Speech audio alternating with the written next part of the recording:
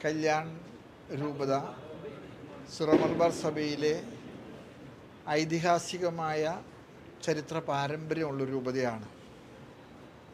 Syro Malabar പ്രവാസികൾ ആദ്യം കുടിയേറിയ ഒരു സ്ഥലമാണ് ബോംബെ.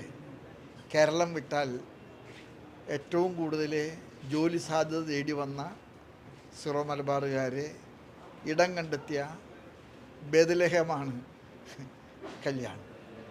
പിന്നീടാണത് രൂപതയായത്.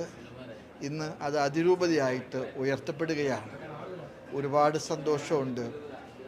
കല്യാൺ അതിരൂപതയെ ദീർഘകാലം ശുശ്രൂഷിച്ച തോമസ് എളവിനാൽ പിതാവ് മെത്രാഭിഷേകത്തിൻ്റെ രജത ജൂബിലിയും കഴിഞ്ഞിട്ട് അദ്ദേഹം ഇവിടെ ജോലി ചെയ്തിട്ടുണ്ട്. അദ്ദേഹം വിരമിക്കുമ്പോൾ വാക്കുകൾക്ക് അതീതമായിട്ടുള്ള വികാരവായ്പോടുകൂടെ അദ്ദേഹത്തിന് നന്ദി പറയുകയാണ്. അദ്ദേഹം ചെയ്തിട്ടുള്ള ശുശ്രൂഷ വളരെ വലിയ ശുശ്രൂഷയാണ്. പോൾ ചിറ്റലപ്പള്ളി പിതാവ് ആരംഭിച്ചത് അദ്ദേഹം നിജപ്പെടുത്തി കൃത്യതയുള്ളതാക്കി.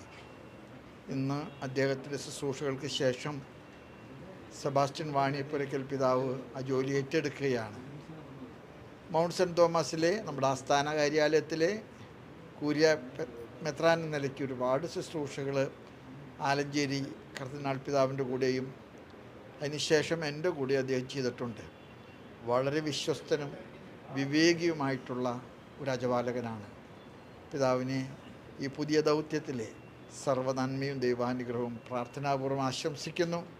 കല്യാൺ രൂപതയോട് എനിക്ക് പറയാനുള്ളത്, നിങ്ങൾക്ക് വളരെ ആഴമുള്ള ആധ്യാത്മികതയുള്ള, ആളുകളെ പേര് ചൊല്ലി വിളിക്കുവാൻ മാത്രം ആത്മബന്ധം പുലർത്തുന്ന ഒരു നല്ല ഇടയനാണ് അതിരൂപതയുടെ മേലധ്യക്ഷനായിട്ട് വരുന്നത്. ദൈവം നിങ്ങളെ അനുഗ്രഹിക്കട്ടെ. Thank you.